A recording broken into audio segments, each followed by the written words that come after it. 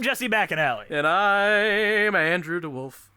And I'm Brianna Jones. And welcome to Musicals with Cheese, the podcast where I try to get Andrew to like musical theater. And how are we doing today, guys? I was trying to get back to my house earlier today, and I was trying to go to Schuylerville, but I asked for a bus ticket, and they ended up bringing me to Schuylerville, which is in a completely different area, like just very far off the beaten path. And now I'm literally living at someone else's house, and they're inviting me out on a date to go skating. It's crazy. Are you going to go? Of course I'm gonna go. But are you going to compliment her eyes and then have her violently make out with you? The band's visit! Cue the music! Kulthum and Omar Sharif came floating on a jasmine wind from the west, from the south, honey in my ear, spice in my mouth, dark and thrilling, strange and sweet, Cleopatra and the handsome thief, and they floated in on a jasmine wind, Kulthum and Omar Sharif, and they floated in on a jasmine wind, Kulthum and Omar Sharif. The Band's Visit is a stage musical with music and lyrics by David Yazbek and a book by Itmar Moses, based on the 2007 Israeli film of the same name. The musical opened on Broadway at the Ethel Barrymore Theatre in November of 2017, after its off-Broadway premiere at the Atlantic Theatre Company in December of 2016. The Band's Visit has received critical acclaim. Its off-Broadway production won several major awards, including the 2017 Obie Music Award, as well as the New York Drama Critics Circle Award for Best Musical. At the 72nd Tony Awards, it was nominated for 11 awards and won 10, including Best Musical. The Band's Visit is one of 4 musicals in Broadway history to win the unofficial Big Six Tony Awards, which include Best Musical, Best Book, Best Score, Best Actor in a Musical, Best Actress in a Musical, Best Direction of a Musical. Damn. Yeah, it won a lot. It won the 2019 Grammy Award for Best Musical Theater Album, and this came out in the same Tony season as Mean Girls, where they expected that to sweep. Yeah, well, I mean, I'm gonna say I think it's better than Mean Girls. Were those the only two that really had a shot? I don't remember that year very well. I remember it being like a kind of less good year. 72nd Tony Awards. I mean, if this swept, then I feel like it has to be a little bit of a less good year. I mean, it was the losers' year. Oh yeah, we got a lot of the we've actually covered a good chunk of these musicals. Really? Yeah. So I'm gonna read you the musicals that were up that year. What do we got? We've got The Band's Visit, Well, yeah. Escape to Margaritaville, Oh no. Mean Girls, SpongeBob SquarePants, Yeah. The Carousel Revival, and Once on This Island Revival. So we covered like everything in this year. The only things that we didn't cover was Prince of Broadway, Frozen, and Summer, the Donna Summer musical, and we probably won't. So, I mean, Once on This Island is competitive with this, I would say. Yeah, but Once on This Island was going to win Best Revival no matter what because it is a revival. It's in a whole different world. Yeah. So, yeah, I guess I'm not shocked at this one. I think SpongeBob SquarePants maybe could have taken some of them, but this is like more critic friendly for sure. Yeah, I'm surprised that Mean Girl didn't sweep this because this feels, I don't know how to say, it doesn't feel Broadway-y to me, if that makes sense. It feels very like down to earth and like real, but like wholesome at the same time though. How would you describe the plot of this?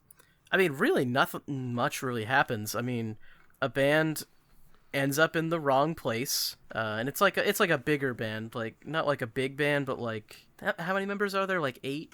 Yeah, like yeah, it's small. They play like traditional Egyptian music, like I don't know what you would describe it as. Israeli kind of sound. Yeah, I mean, I think they're Egyptian. I think that's... Yeah, they're Egyptian. They are Egyptian, but I don't know if the music they're playing is. And they're trying to get to one place, but their accent makes them buy a ticket to the wrong place, and they end up in like a tiny nothing town where everyone is bored of their mundane lives, and the band gets involved in I would say the band members like fix their problems, but they don't really do that. The problems just kind of spice up their lives in a way. The problems just kind of happen and get resolved, and the band just is there, and that's really it.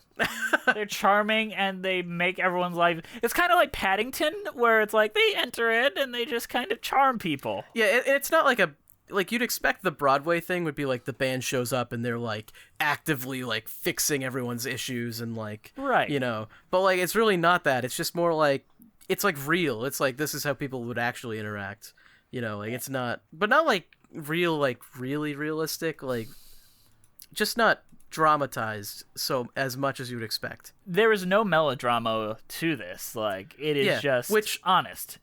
A lot of shows that we cover that have this sort of like grounded tone are like drenched in melodrama. What are you thinking of specifically? I would cite things like falsettos, like that have kind of like a grounded tone, but like it's all melodrama, like it's all fucking.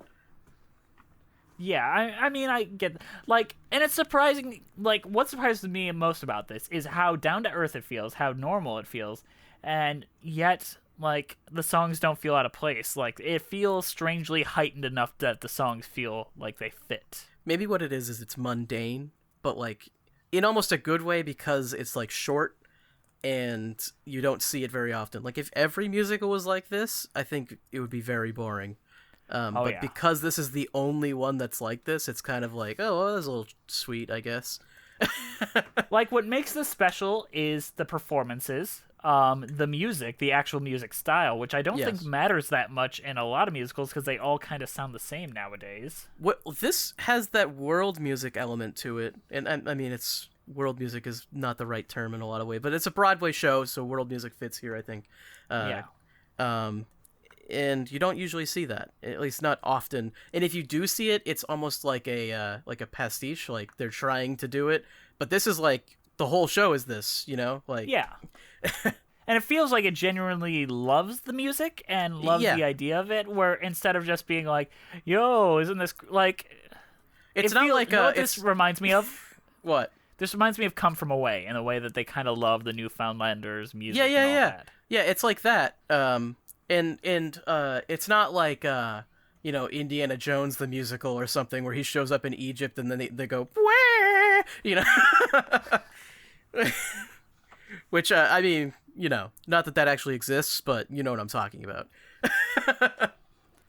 Yeah. And this is like a true ensemble piece where everyone, even the smaller ones, kind of has a moment or two to shine. Like last week we talked about the Addams Family. Yeah. But that one I felt like everyone kind of had to shoehorn in a moment for them, where this it just feels very natural. Everyone kind of has their piece and it's great. I think what I also like about this is that there are just moments where they just play a song, like an instrumental, like they just do it. And I think that's cool, and you don't see that a lot. Also like that there's a few non-singing roles in this where someone like Tony Shalhoub played the main band guy for like and won a Tony for it.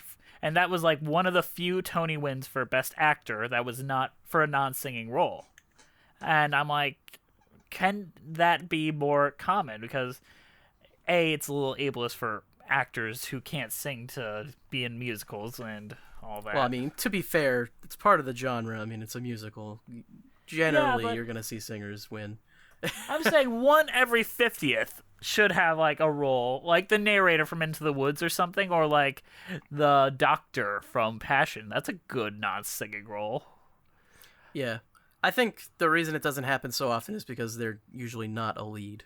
Right. Like if the narrator from Into the Woods got Best Actor, you'd be like, what? Right, and I'm not even... Yeah, and I kind of like that, just because it's something different. And I feel like Broadway needed something different right here and then. Because I think this is the year that followed Dear Evan Hansen's sweep. Oh, yeah, and I feel like if Mean Girls had done it, it's just like, didn't we just see this happen last year? Exactly. Like, are we really going to kowtow to the high schoolers, the teeny boppers that Brantley hates? Yeah, which I'm sure he loved this show. I mean, this is like... He did. And you know what I liked Bree will about tell it? us later. You know what I liked about it is it didn't What? feel the need to become this big 2-hour spectacle. It knew what it was, and it didn't overstay its welcome, you know? Just like the band. The band came in, and they visit, and they make my life a little bit nicer, and then they leave. And then they never play their music. I mean, the one that I saw, they did. I did read Well, that not they at don't. the end. They just kind of... They are about to play, and then the curtain closes. But they actually play a song at the end in the one I watched. Maybe we saw two different versions. But I remember, like, you don't really get to see them in action. Yeah. I definitely full saw glory. a full ensemble band play a song at the end of the show. What was your favorite plot line? Because there's a lot of them. Yeah, I mean, I don't really know, because the plot lines themselves are not that impressive. I think the one that I remember the best is the one at the skating rink where he's trying to, find a way to get with his crush, and he accidentally makes her fall down. I think that was a little goofy. I like the phone guy, the guy who goes to the phone, but he only gets Just one waiting song. for his girlfriend to call. He doesn't really have like a plot line though. He's just kind of like Plotline is waiting for the phone, waiting for his girlfriend to call. This isn't a show about plot. Let's just say that. Yeah, no, it's not. It honestly, it's almost more like a series of vignettes that are just loosely connected. Honestly, But it's done so charmingly, and so like you just want to be in this world. Like, it reminds me of something like a Miyazaki movie. Specifically, the one I got in my head is Kiki's Delivery Service, where there's not a real plot. You just kind of go about the world, and things happen, and you do your thing, and I love it. I want to be in this world. I want to live in this small town. well, what's your favorite plot? I'm not gonna lie. Anytime that I think her name is Denny, Is that the wife character? Dina. Yes, that is the girl character played by Katrina Lank. I do not know the names. I was referring to we this will... husband and wife.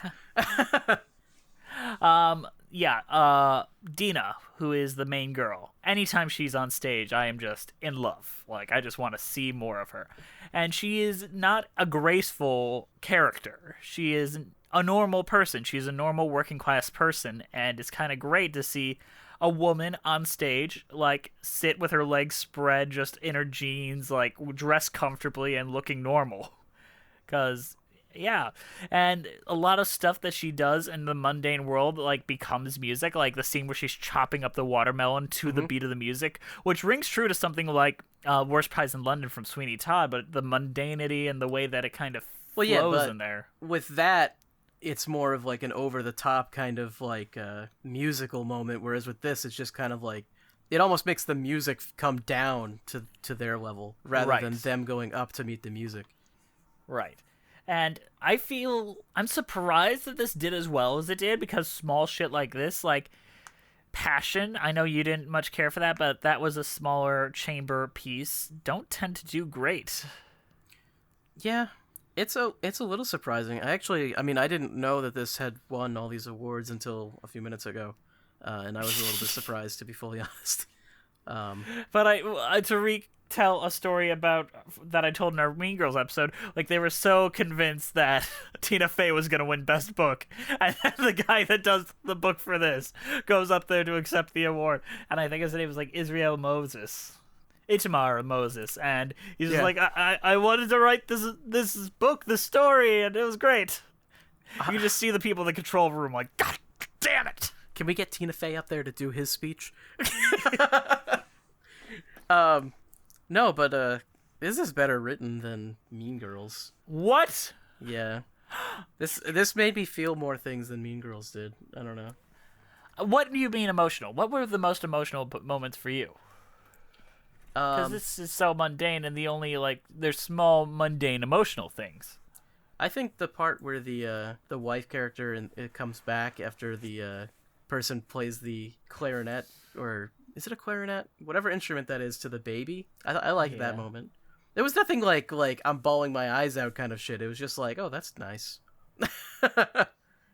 Whereas Mean Girls is just so goofy and it is cheese. Whereas this doesn't have cheese, which is antithetical to our show, so I hate it. Well, it's antithetical to what you look for in musicals, Andrew, as you told me so many moons ago. It's true, but this is so short I can tolerate it, and I've never seen it done well, and I think that this did it pretty well.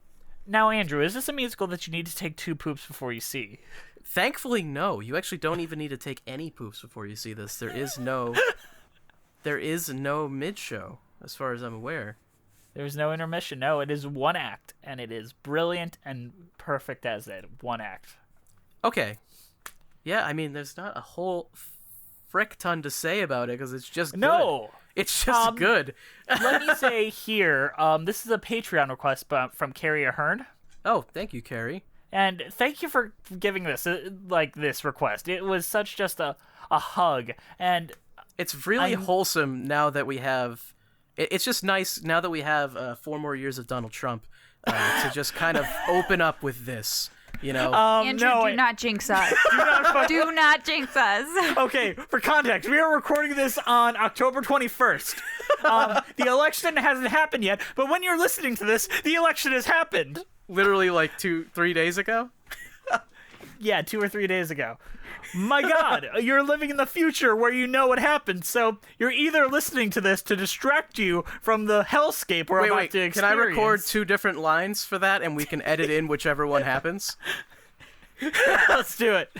Man, this is just a really nice and wholesome thing to have, and it's just a great way to open up Joe Biden's presidency here. You know, it gives you that wholesome feeling that you need. You know, it's like I Mr. feel Rogers. safe as a woman. Yeah. See, now, so if Trump wins, you keep the older line, okay? And if Biden wins, we put the... Or you can just keep this whole segment, and they're in on the joke. It's always good to keep the audience in on your jokes, I'm not gonna lie.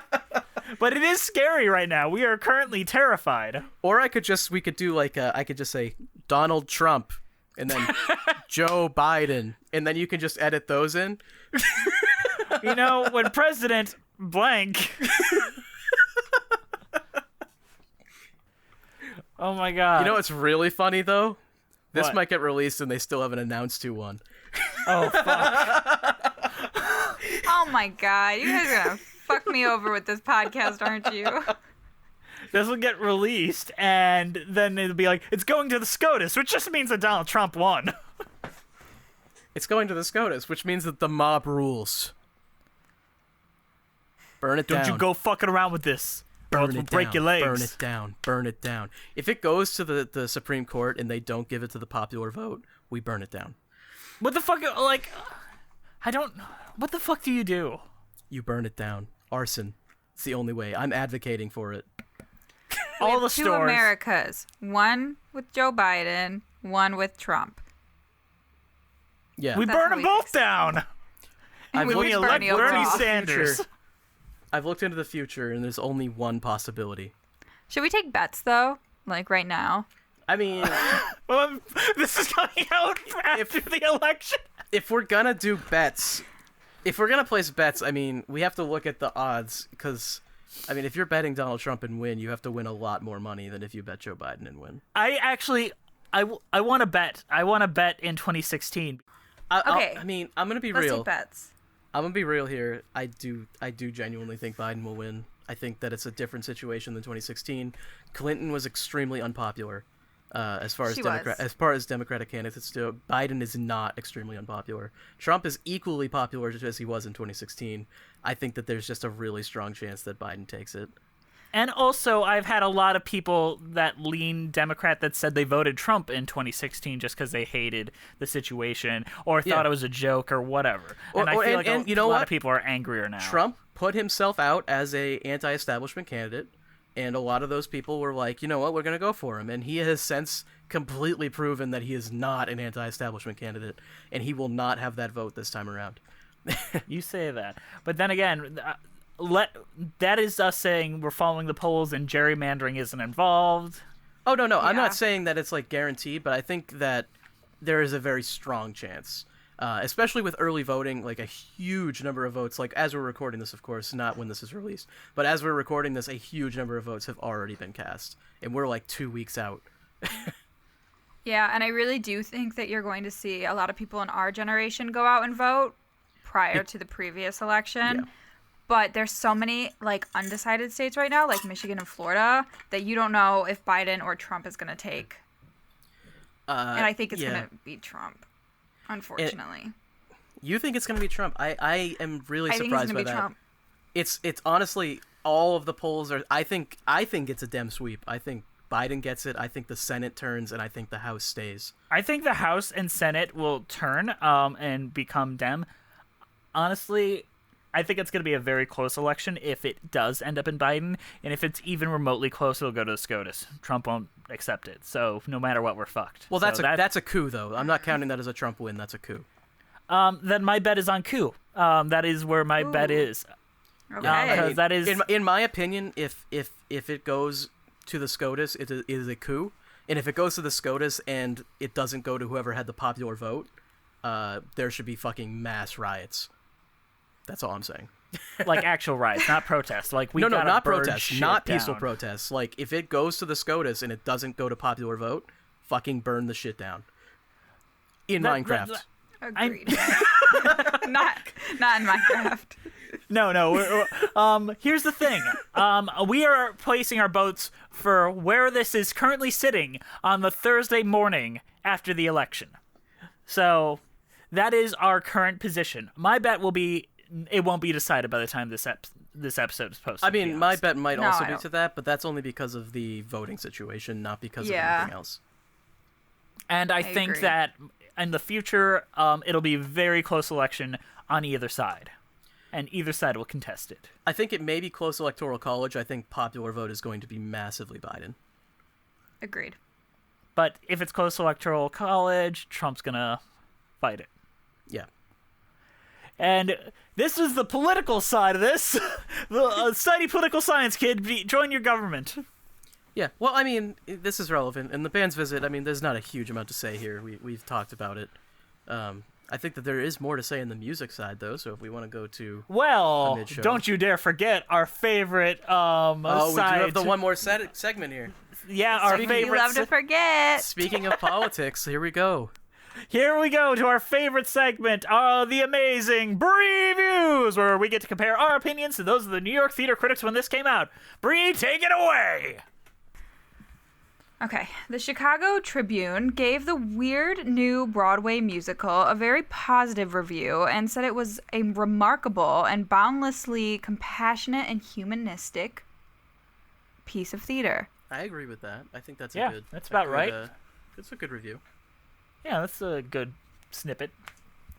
All right, Christopher Kelly of NJ Advanced Media says, yet having now seen the band's visit twice, I'm still not able to shake the feeling that it doesn't add up to much, and that it certainly doesn't stick to the ribs. When I saw it again last week, I barely remembered anything of the off-Broadway production, despite only 10 months having passed. Director David Cromer and lighting designer Tyler, is it Mikolau? Mikolau, I believe. Tyler Mikolau kept the light low and dreamy. Voices, too, are rarely raised, even when the characters are supposed to be angry with one another.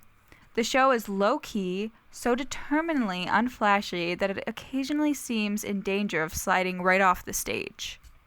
No, I mean, that's a negative review, but I don't know if it's unfair. I could definitely see that perspective. What do you think, Jess?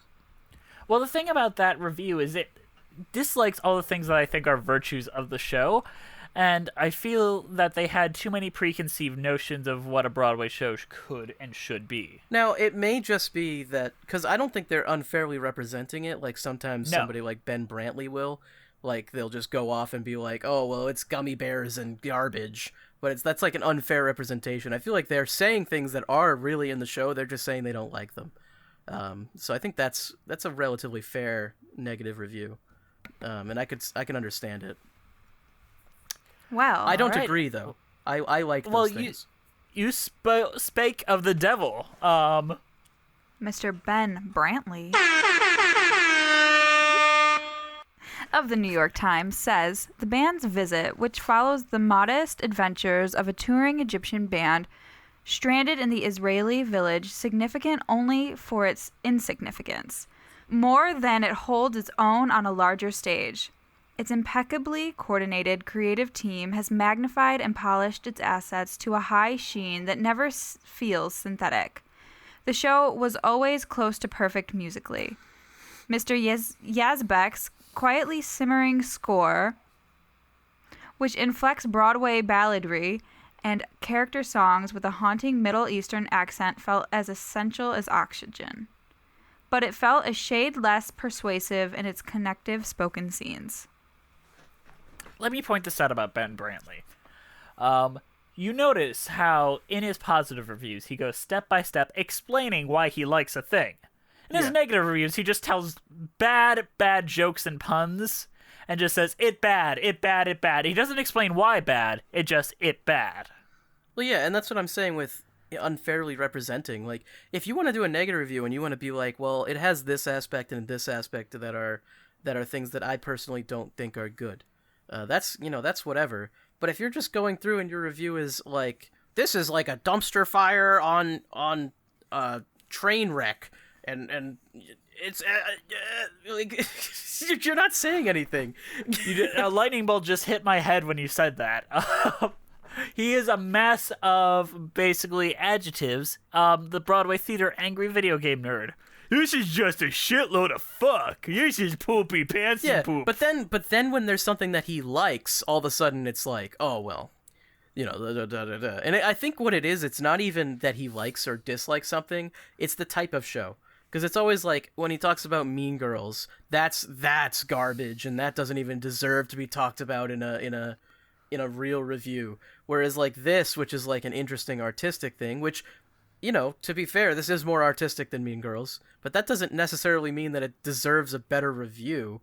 Well, the thing is, it is trying to get a different goal. It's like comparing Mad Max Fury Road to Schindler's List. Like, yeah. You know, and it's like Mad Max Fury Road. Instead of giving it a review, you just say it's a shitload of fuck. It's a buffalo diarrhea, and then with Schindler's List, all of a sudden it's like, oh, it's perfectly refined and it has this creative element and it's like, come on, man, be fair here. Like, the thing about what you're saying about like calling it a shitload of fuck and all that for Mad Max Fury Road, it's not even that. It's like more that. Let's say we have a film critic that's like, Schindler's List is this brilliant, Spielberg does this, and da-da-da. Then we get to Mad Max Fury Road. It's like, well, the strong man people that saw 300 obviously have something they like, but I don't think any professional person would be interested in this bulldoggery. Yeah, it's just like... where you just hide your snobbishness with flowery language. Yeah, and it's, you know... And this is not knocking the band's visit. The band's visit, he's right. It's a good show. Everything he says in the review is right. It's more commenting on the fact that this is one of the first times we have seen a review of him that's actually positive. Like, fair. Not even just positive, like fair. Like it actually describes what's going on in the show in a way that you can understand what's happening, and not just like snobbish, like blah, blah, blah, blah, like it's bad because I don't like it. Now, Bree, you're the one that has to play Ben Brantley once a week on this show, basically. Yeah. I mean, how do you feel about that review compared to the other ones you've had to read? My initial thought with this one, I was like, oh, this is nice. This is a nice review, kind of, like comparatively. I don't know how I feel about him. Pick a lane, buddy. Yeah. Well, it's just, you know, he has his he has his two categories. He's like, this deserves a review. This doesn't deserve a review.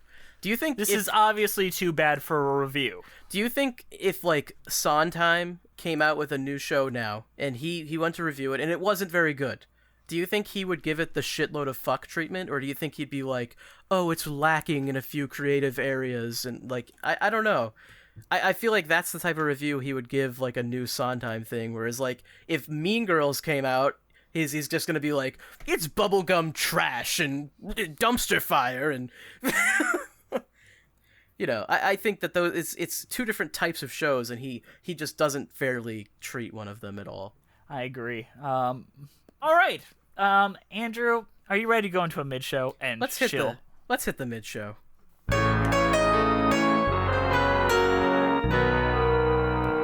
Hey, sorry for interrupting you in the middle of the show, but we've got a shill at you! Today's show is brought to you by the extremely kind donations by our donors over at Patreon. Patreon is this wonderful place where people can give us money and we give them stuff back. Like, we've got commentaries up there. We got a whole bunch of Halloween commentaries, like Frankenweenie, Night Before Christmas, Hocus Pocus. Yep. There's a lot of fun stuff for you guys to take in there. And there's more coming. Muppets. Oh yeah, Muppets. We got a Muppet podcast coming up there. We already have guests lined up, which is pretty crazy for a paywall. So you're going to be missing out if you're not part of it. That's for our $5 patrons. Right now, I think tonight, the night that we're doing this, this episode posts, we will be having a Patreon get-together with a bunch of people. It's going to be a lot of fun. I might get drunk. We'll see. So if you're listening, Brent will be there. If you're listening when this is released, get over there. Get over there. $10 and up, you get to hang out with us. All right, our current patrons are Melissa Goldman, Terry Needleman, John Donna, Max Lunig, Benjamin Lear, Lily Ackles, Peasant Chick, Jess the Stampede, Ewan Cassidy, Tess Skier, Fire of September, Monica Thoreau, Mina Maniri, Brent Black, Haley Murray, Alice in Wonderland, B-Way Flicks, Nathaniel Stacy Coombe, Joseph Evans Green, Carrie Ahern, who is actually the person who recommended we talk about this. Thank you. Irigale Drew A. Whiter, Christine Malmadel, Cole Birchfield, Mary Lou Choquette, John Vanals, Holy Sticality, Russ Walker, Musical Hell, Emily Gracie, Andrew Van Barson, Emily Stack, Teb Lamb, Kyle Summers, Janae C., Kyle, Jess A., Skylar, Liz Lim, Corey Wilmarth, Allison Stoller, Nothing is Certain Except Beth and Taxes, Elizabeth, John Vanals, Thespian, Ren Cullen, Alex, Jamie Holland, Wait in the Wings, Lady Malvolia, Spectacle Machine, Jacob Stroop, Rafael Martinez Salas, and Jay Asterix. They give us a little extra financial support that helps us keep the lights on and keep reemployed. Thank you guys for coming on, and yeah, we love our patrons so much. We give sorry them so for much more love. shilling, but merch store. Merch. We got some good merch. We got the Caddy and Crass t-shirt. I'm pretty sure we do. Do we have that? Yeah, that's up. That's up there. Caddy and Crass t-shirt. Check that out. That's my favorite. But we also have a ton of other great merch too, so you guys can pick your own favorites too. Yeah, you can dress in style, and Christmas is right around the corner. We're officially in Christmas time. Turn on the radio, you got Christmas going on. So tell your mama, tell your papa you want the Musicals with Cheese merch. And also, if you're a patron, you get a discount code for all the merch, so you get our merch cheaper. Just because everyone you else. already support us, so you don't have to spend the right. full We're saving price. you that money that you support us. All right, let's try to get back to the show here. Enjoy these ads.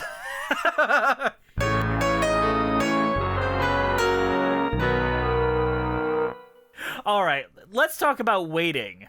Waiting. Oh yes. The it's not really the opening number because they have like a whole scene before it to set up the world. But they have the overture. They set up the band like in dialogue, but the opening number, like "Welcome to Our World," like I'd consider the prologue, like all that. Yeah. And this is like "Welcome to the World." Time's like a river, sometimes time is an ocean. This sofa is my boat and I'm just drifting right along. Time is like syrup and I'm the bug stuck in the syrup. Just kind of trying to find out what I'm doing wrong.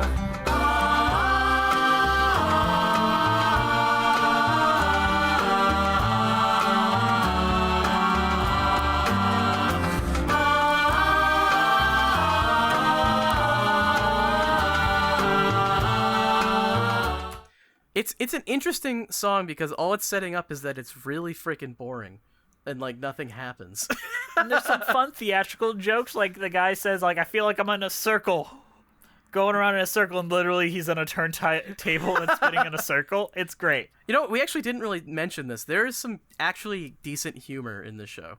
Yes, this is It's a like properly funny show. It's like subtle humor, but that's actually the kind of humor that usually lands with me, or one of the types of humor that lands with me. You like broad humor sometimes. Yeah, but like this like subtler type of humor also lands as like a chuckly kind of humor. Some great wordplay and all that. No, I agree. The humor here almost always lands. And I'm very disappointed to say David Yazbek, who did the music and lyrics for this, he did Woman on the Verge of a Nervous Breakdown and a bunch of other things before this, so he isn't just the band's visit guy, but his follow-up to winning all these Tonys and the Big Six, his follow-up musical. I told Andrew about this earlier, and we've already covered. I'm already sad because of it. Yeah, was Tootsie, the musical. It's just a big oof from me. Like, what? It's like, is this like Halle Berry going on to do a Catwoman right after winning the Oscar? Yeah, or Eddie Murphy going on to do Norbit right after being nominated for an Oscar. Yeah, it's just like, oof, why? I mean, honestly, Tootsie wasn't like the worst thing that we've ever done, but like, it's disappointing. Close. It's disappointing coming off of this for sure. I mean, yeah. Tootsie feels like something you give to the Something Rotten guys. Yeah, and it's even a low bar for them, but it's just, yeah. I mean, you know what the Something Rotten guys are doing right now, and would have been doing if Broadway didn't shut down. Oh boy, what would they be doing? Mrs. Doubtfire the musical. I feel like that will still be better than Tootsie, but yeah, that's an oof. Tootsie is about a greedy man doing a greedy thing for greedy reasons, where Mrs. Doubtfire is a man down on his luck trying to get out of a bad situation. Why are they both drag. about drag? I don't... Because in the 70s they're not through really 80s about drag, to though. 90s, it's hilarious to see men in dresses.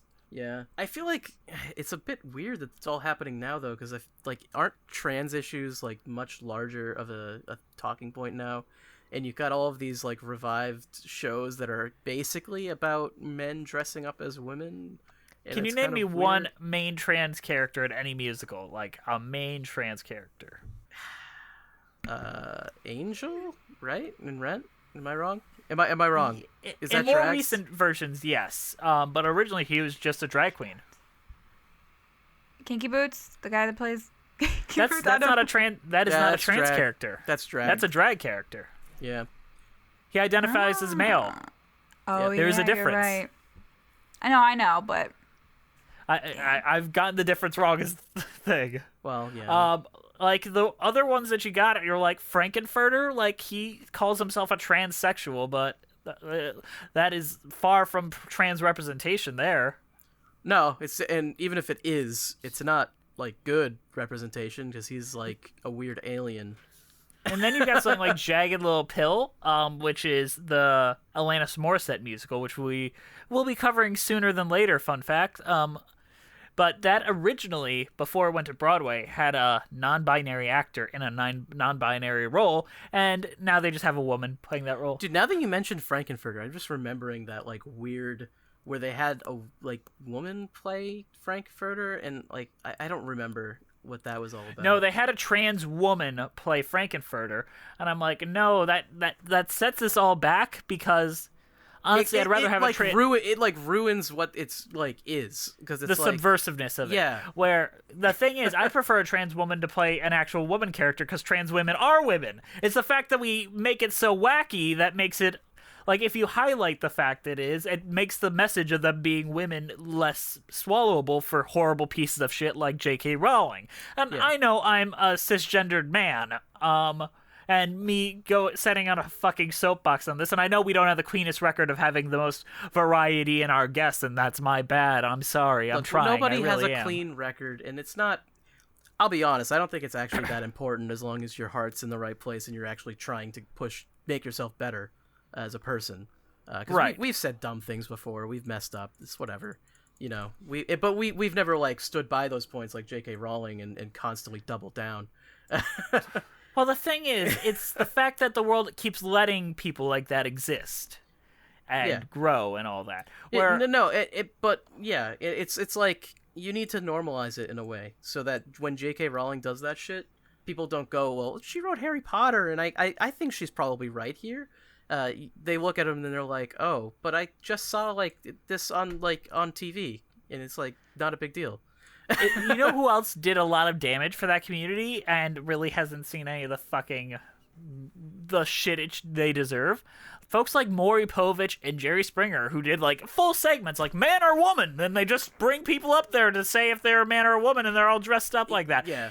I think the thing with them, well, maybe not Maury, but like Jerry Springer, like everyone knows that he's a bad dude. But he literally just the other day I saw that he has his new judge show where he's a judge. Yeah, which like wow, no. Like no consequences, no reflection, no apology. Like I'm down to forgive anyone that's willing to be like I fucked up in the past and I want to be better. Like anyone, and you should to put the work in. You should be, because if you don't forgive those people, they have no incentive to change. Which is kind of the thing, like, and I mean actual apologize, not like not like I not wrote like, this press release apology. Yeah, not like I went on TV and said the N-word 2 days ago, and now on Twitter I'm like, oh, sorry guys, my bad. I said it while playing a video game. It was the heat of the moment. Yeah, it's like, okay, that's not really what I'm talking about. I mean, like, genuine, like, man, I fucked up. I was totally wrong. Right. And that's kind of like James Gunn. I genuinely believe he has improved from when he started. Like, I do believe, like, those are jokes. And all that being said, jokes. Mrs. Doubtfire is pretty harmless, in my opinion. But Tootsie is less harmless.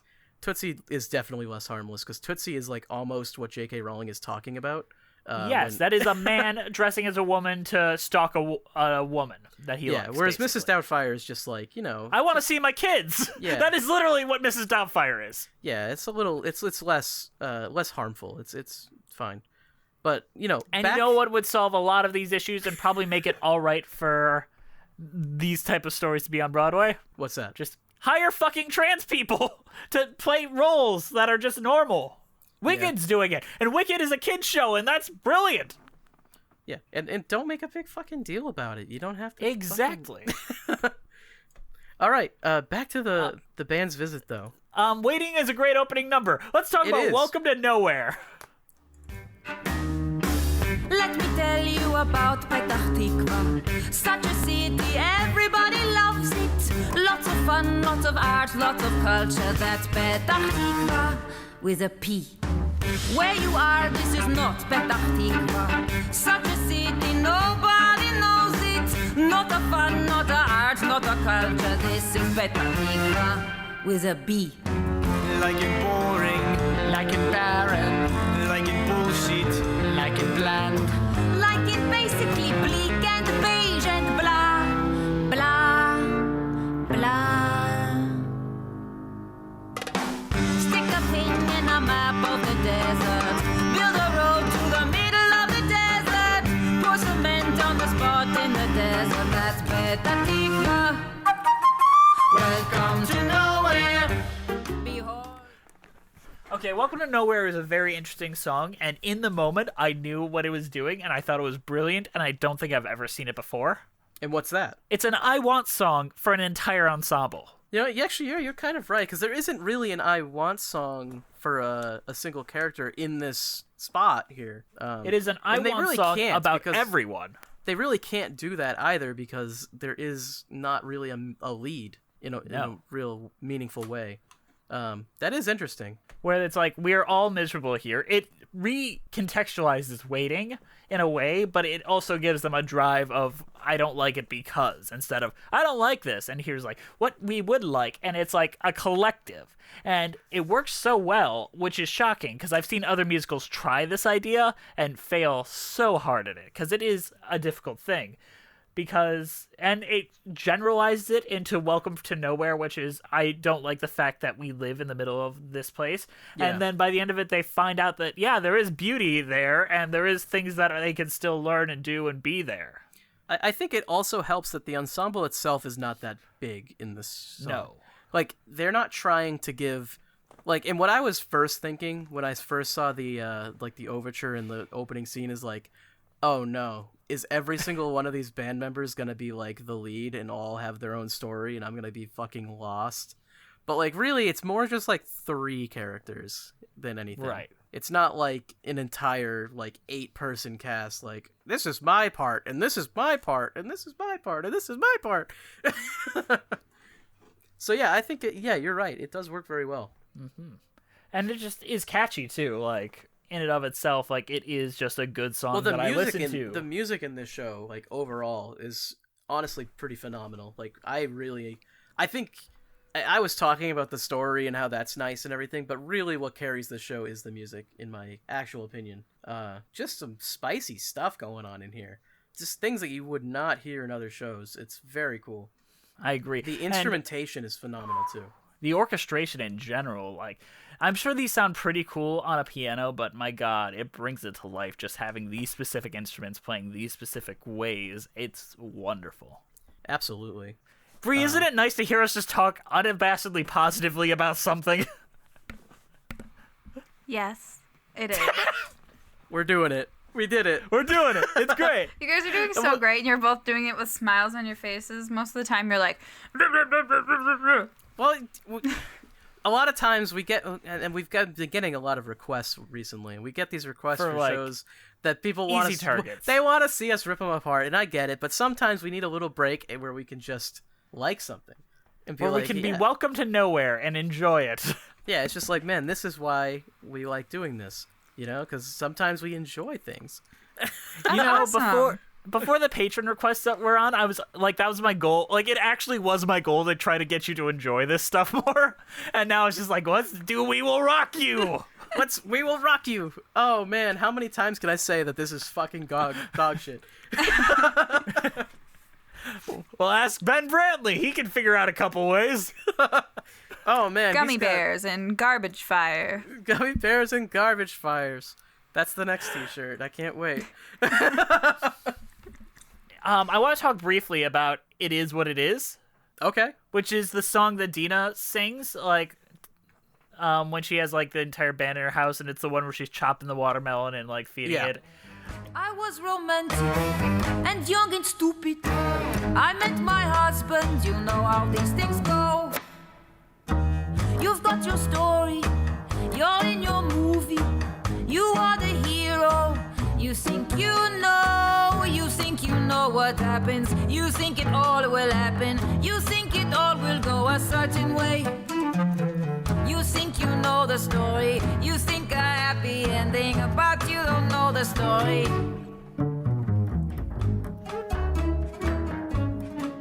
What about you, General?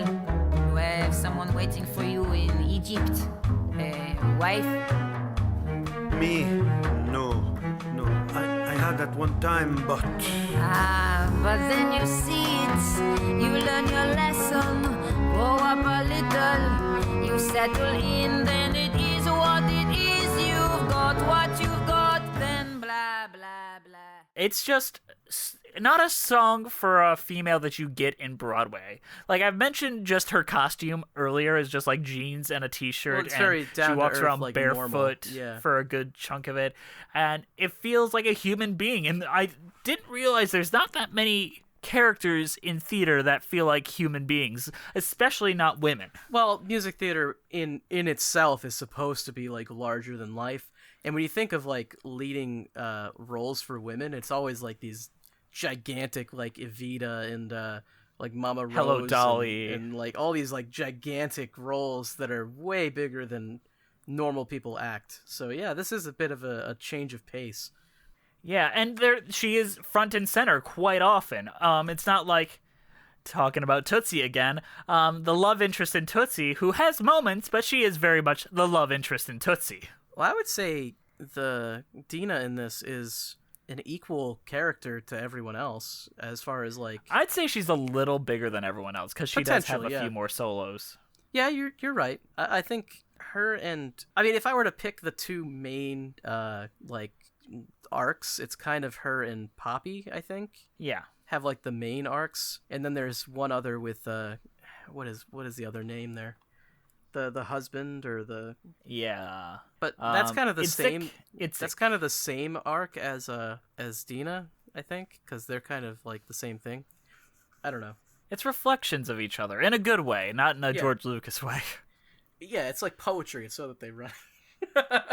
You said it, so I didn't have to. Exactly. I had to say it. Or my personal favorite, I don't know, Green. What? When asked what color Yoda's blood is, just, I don't know, green. No, it's not. I don't know. Green. It's long pause. Green. That's great. Oh, George. Let's talk about Omar Sharif. Friday evening, Omar Sharif, in black and white and blurry through tears.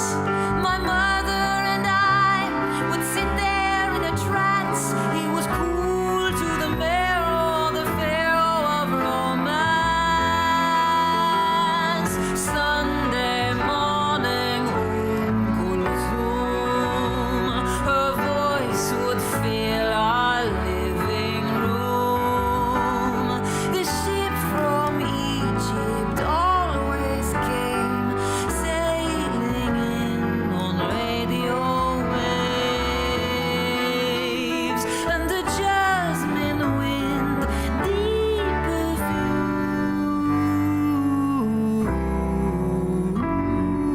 perfume, Kulthum.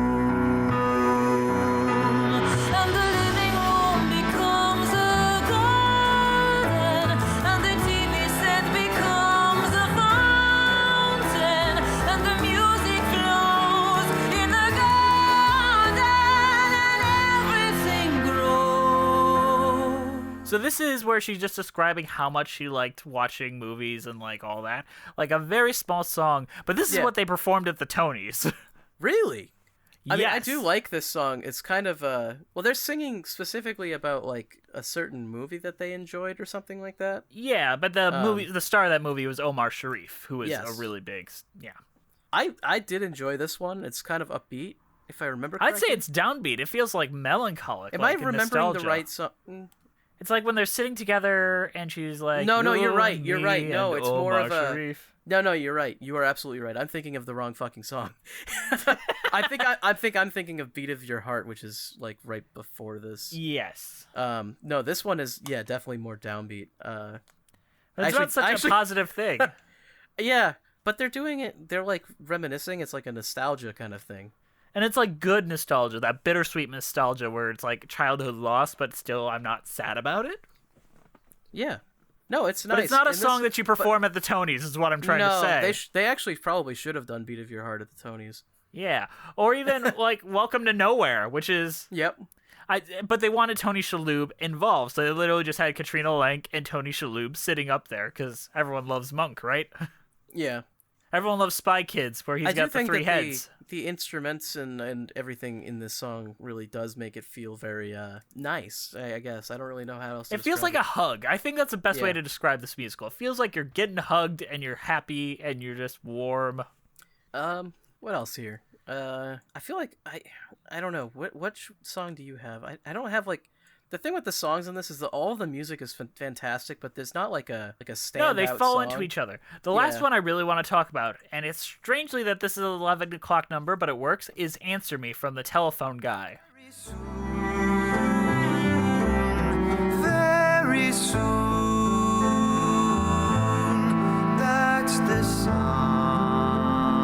of longing. Are you there? Are you there? Will you answer me?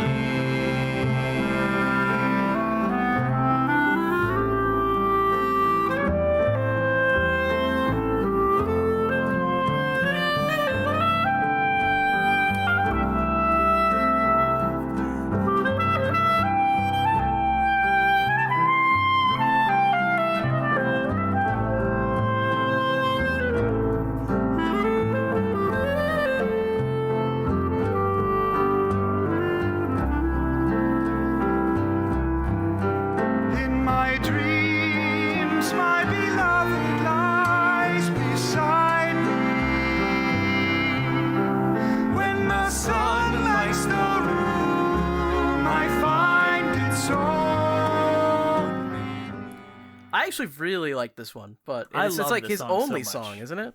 Yes, it is. But it His also moment to shine. it also kind of sums up the whole story, though. Even though it's completely unrelated on a very technical level, like Yes. emotionally, it sums everything up. It's like I love it. all these people have been struggling to be happy for all this time, and the telephone guy sums it up by, he's been trying to get a phone call from his girlfriend or whatever for forever, and then he finally just does, and everybody else in the story also gets what they kind of wanted in a way, and we're all happy. It's all nice. We're all happy. And you know what? That's a great way to end the musical. Like, honestly, like, I would have been happy if it just kind of ended there, but seeing the coda with the band and Katrina Lenk, Dina, giving the numbers and all that, like, it's a fine epilogue, but emotionally, I'm kind of done after that. Okay, moment. one other thing to say, though. Yes. The lullaby. Why do Yes. they add and unadd lyrics and vocals to this? Yeah. Isn't that weird? Like a song that is sometimes an instrumental and then other times not. That is weird. I don't think have that's much the to only time I've ever heard of a show doing that. There's a couple times, but sometimes it's just Maybe like better the Sweeney Todd movie where they remove the words from ballads. from the ballads. I don't know. Yeah, I think I prefer the version without the vocals, to be honest. I think it's mean- prettier without the vocal. Yeah. God, I'm just happy thinking about this show. I enjoyed this so much. And you know what? In our post-election cycle that we're living in right now, Where it's you know who has won, obviously. And yeah, it's know who won. Person who's listening, you know the election winners, or Yeah, maybe you so don't. We're really we feel a very strong way about the person that won, obviously. Yeah, and so it's very, very refreshing and or reinforcing to watch. Or a show like terrifying. this. Since person won, adjective.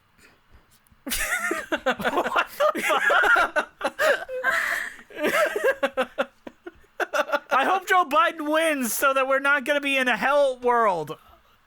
And I don't Maybe lose this- rights to my body.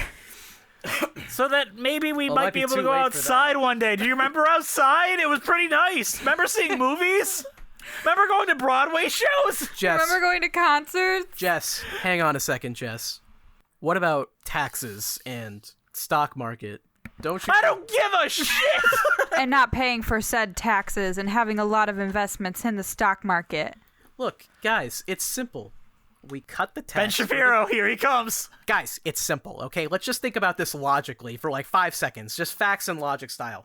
Rich people need more money so they can make jobs, right? Rich people make jobs. So, cut the taxes for the rich people, give them all of the money, jobs, instantly. That's just how it works. That's how the economy happens.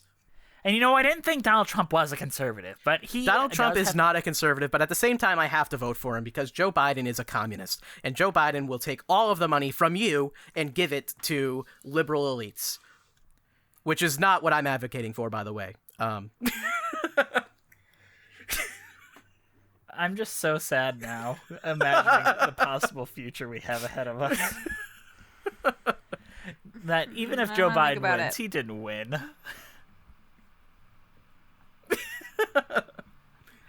Ben Shapiro is now president. I'm sorry, guys. God. You know what? I really do hope that people are emotionally connecting with this or diving into the band's visit. But you know what? What is your overall thoughts and your cheese rating, Andrew? Yeah, I just realized we never mentioned that this takes place in Israel, which is somewhere that, I mean... Ben It's Shapiro controversial to have opinions on Israel. I mean, I don't think it's that controversial. I said it in the Breeze Views section. We're good. True, that's true.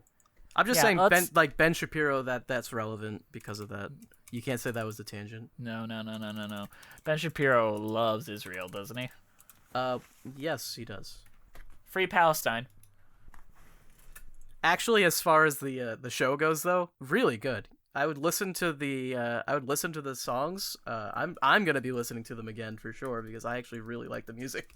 But if you haven't seen this and you haven't listened through, you absolutely should. As far as cheese, I mean, this show is not very cheesy. I'm trying to find a good like Israeli cheese to go with this or something like that, but I don't really know if that's something that's common.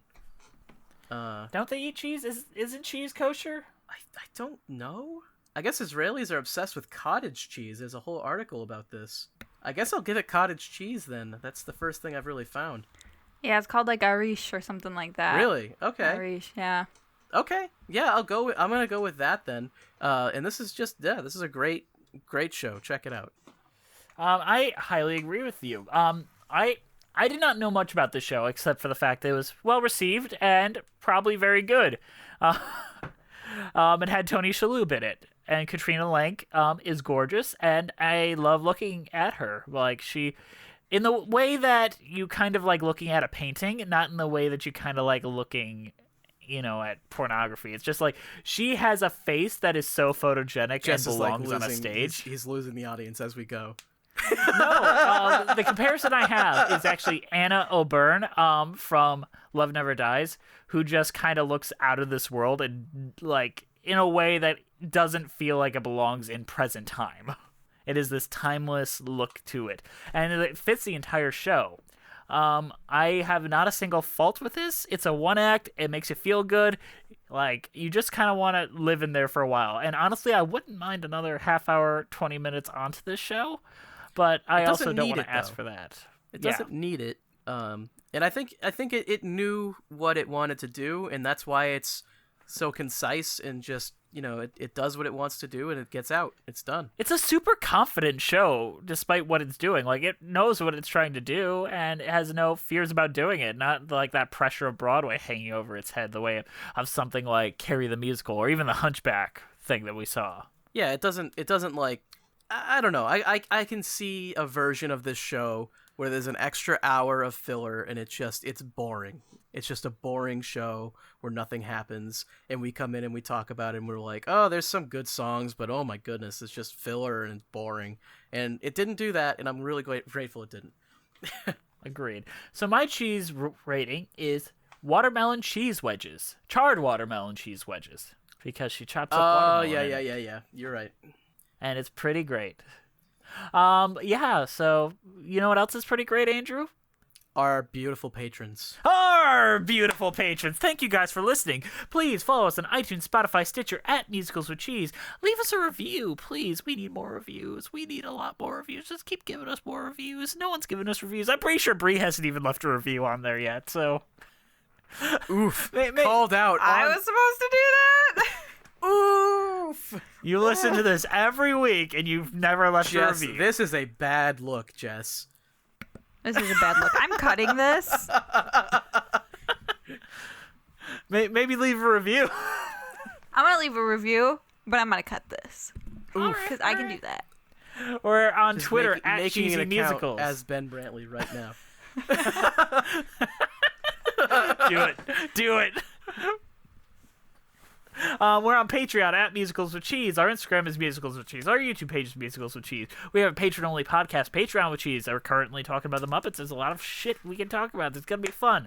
Our email is musicaltheaterlives@gmail.com. We get a lot of wonderful emails there. Why don't you be one of the wonderful emails we get?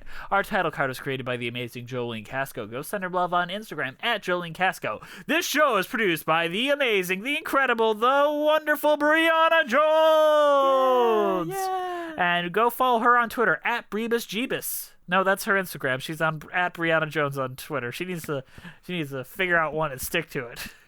We've got to talk about branding here, okay?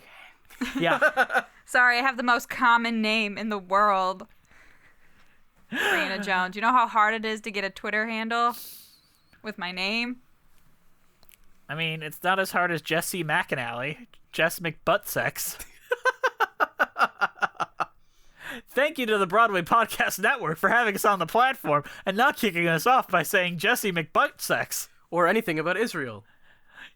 Or the election. You know what? We probably should have been kicked off that place a long time ago. Yeah, is there anything else we gotta say? I have this idea, okay? You know pumpkin spice gets really popular in the fall? What if during the summer we come out with watermelon spice? You know, watermelon spice coffee. I feel like this would sell like hotcakes. What the fuck would a spiced watermelon taste like? Pumpkin's not a spice either. If pumpkin's not a spice and we can have pumpkin spice coffee, you can have watermelon spice coffee. Okay? That's all I'm saying. No. I'm crying from freaking Jesse.